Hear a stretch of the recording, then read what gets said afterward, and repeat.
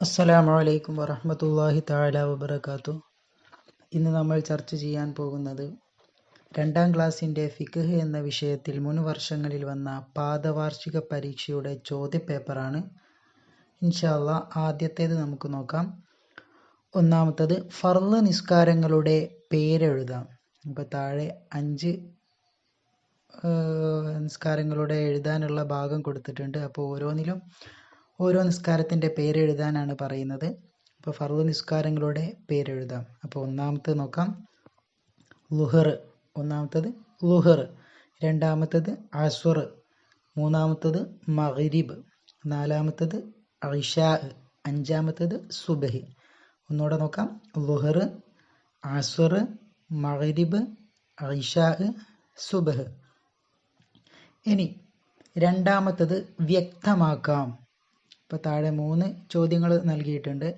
അപ്പോൾ ആ 3 ചോദ്യങ്ങൾക്കും വ്യക്തമായിട്ട് ഉത്തരം എഴുതാനാണ്. അപ്പോൾ ഒന്നാമത്തത് വുളൂഇൽ 2 മുൻകൈ കഴുകുമ്പോൾ കരുതേണ്ടത്. അപ്പോൾ വുളൂഇൽ 2 മുൻകൈ കഴുകുമ്പോൾ കരുതേണ്ടത് എന്താണ് എന്നാണ് വ്യക്തമാക്കി എഴുതാനുള്ളത്. അപ്പോൾ ഏതാണ് അതിൻ്റെ ആൻസറായി വരുന്നത്? വുളൂഇൻ്റെ സുന്നത്തിനെ ഞാൻ വീട്ടുന്നു എന്ന് കരുതുക. വുളൂഇൻ്റെ സുന്നത്തിനെ ഞാൻ വീട്ടുന്നു എന്ന് കരുതുക. എപ്പോൾ? വുളൂഇൻ്റെ 2 മുൻകൈ കഴുകുമ്പോൾ. അതാണ് കരുതേണ്ടത്. എന്താണ്? വുളൂഇൻ്റെ സുന്നത്തിനെ ഞാൻ വീട്ടുന്നു എന്ന് കരുതുക. ഇനി രണ്ടാമത്തത് വുളൂഇൽ മുഖം 3 തവണ കഴുകുമ്പോൾ നിയ്യത്ത് ചെയ്യേണ്ടത്. വുളൂഇൽ മുഖം 3 തവണ കഴുകുമ്പോൾ നിയ്യത്ത് ചെയ്യേണ്ടത് എന്താണ്? അപ്പം അതിൻ്റെ ആൻസർ വുളൂ എന്ന ഫർളിനെ ഞാൻ വീട്ടുന്നു എന്ന് നിയ്യത്ത് ചെയ്യുക. വുളൂ എന്ന ഫർളിനെ ഞാൻ വീട്ടുന്നു എന്ന് നിയ്യത്ത് ചെയ്യുക. ഇനി മൂന്നാമത്തത് നിസ്കാരത്തിൽ പുരുഷന്റെ ഔറത്ത്. അത് നേരെ താഴത്താണ് എഴുതേണ്ടത്. നിസ്കാരത്തിൽ പുരുഷന്റെ ഔറത്ത് ഏതാണ് എന്ന് നേരെ താഴത്ത് എഴുതുക. നിസ്കാരത്തിൽ സ്ത്രീയുടെ ഔറത്ത് ഏതാണെന്ന് നേരെ താഴത്ത് എഴുതുക. നോക്കാം. അപ്പോൾ ഒന്നാമത്തത് നിസ്കാരത്തിൽ പുരുഷന്റെ ഔറത്ത് ഏതാണ്? പുരുഷൻ മുട്ടുപൊക്കിളിൻ്റെ ഇട. അപ്പം മുട്ടുപൊക്കിളിൻ്റെ ഇടയിലാണ് ആരുടെ ഔറത്ത്? പുരുഷന്മാരുടെ ഔറത്ത്. ഇനി സ്ത്രീകളുടെ ഔറത്തോ?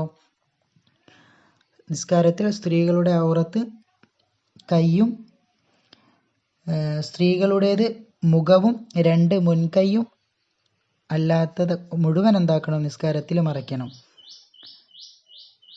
സ്ത്രീ മുഖവും 2 മുൻകൈയും അല്ലാത്തവയും മറയ്ക്കണം. അപ്പോൾ പുരുഷൻ്റെത് മുട്ടുപൊക്കിളിൻ്റെ ഇടയിലാണെങ്കിൽ സ്ത്രീയുടേത് മുഖവും 2 മുൻകൈയും അല്ലാത്തവ മുഴുവൻ നിസ്കാരത്തിൽ സ്ത്രീയുടെ ഔറത്താണ്. ഇനി മൂന്നാമത്തെ ഭാഗം നോക്കാം.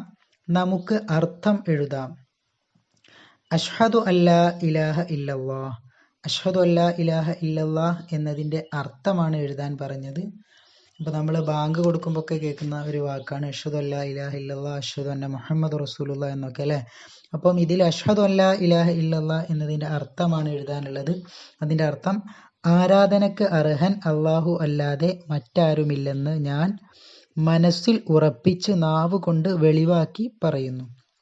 ഒന്നുകൂടെ നോക്കാം.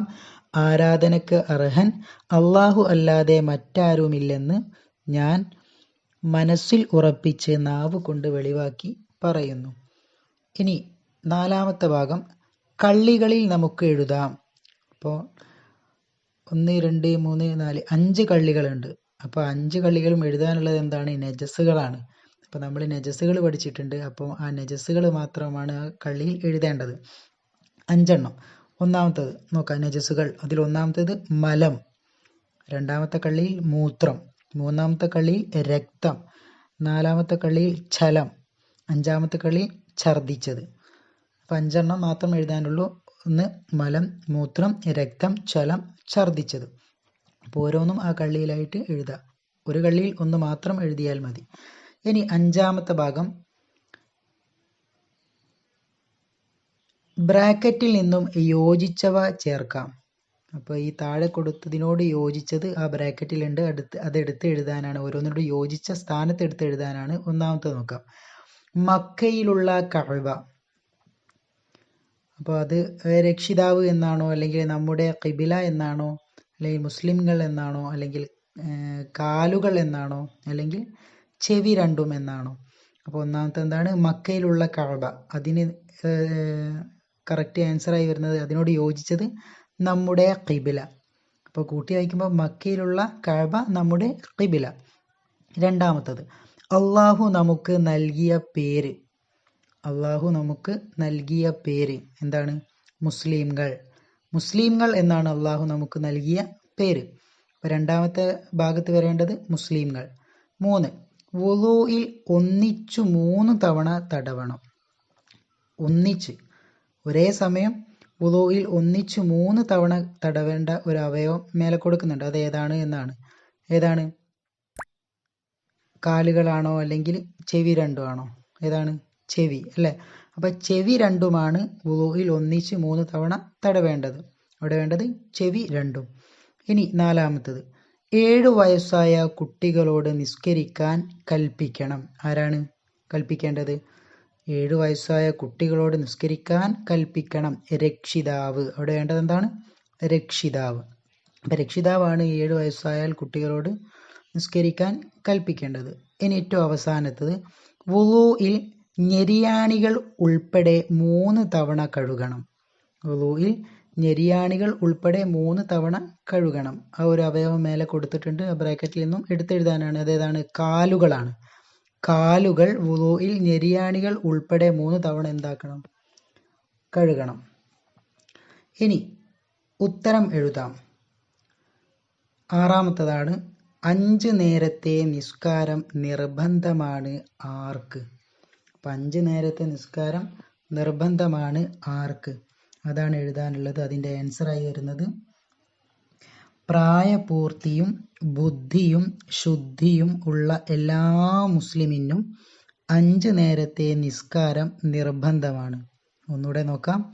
5 നേരത്തെ നിസ്കാരം നിർബന്ധമാണ് ആർക്ക് എന്നാണ് ചോദ്യം. അതിൻ്റെ ആൻസർ പ്രായപൂർത്തിയും ബുദ്ധിയും ശുദ്ധിയും ഉള്ള എല്ലാ മുസ്ലിമിനും 5 നേരത്തെ നിസ്കാരം നിർബന്ധമാണ്. അപ്പോൾ കുട്ടികൾക്കും ഭ്രാന്തന്മാർക്കും പിന്നെ പ്രായപൂർത്തിയാവാത്ത മുസ്ലിം അല്ലാത്തവർക്കൊന്നും എന്തില്ല? നിസ്കാരം നിർബന്ധമില്ല എന്ന് ഇതിൽ നിന്നും കിട്ടി അല്ലേ?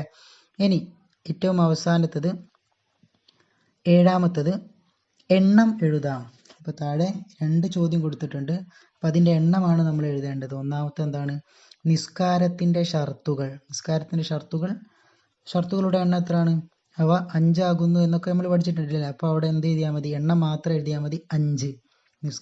നിസ്കാരത്തിൻ്റെ ഷർത്തുകൾ 5. ഇനി ഇസ്ലാം കാര്യങ്ങൾ, അതും എന്താണ്? അതും 5. ഇസ്ലാം കാര്യങ്ങൾ 5. ദുആ വസിയത്തോടെ നിർത്തുന്നു. വാഖിർ ദഅവാനാ അൽഹംദുലില്ലാഹി റബ്ബിൽ ആലമീൻ. അസ്സലാമു അലൈക്കും.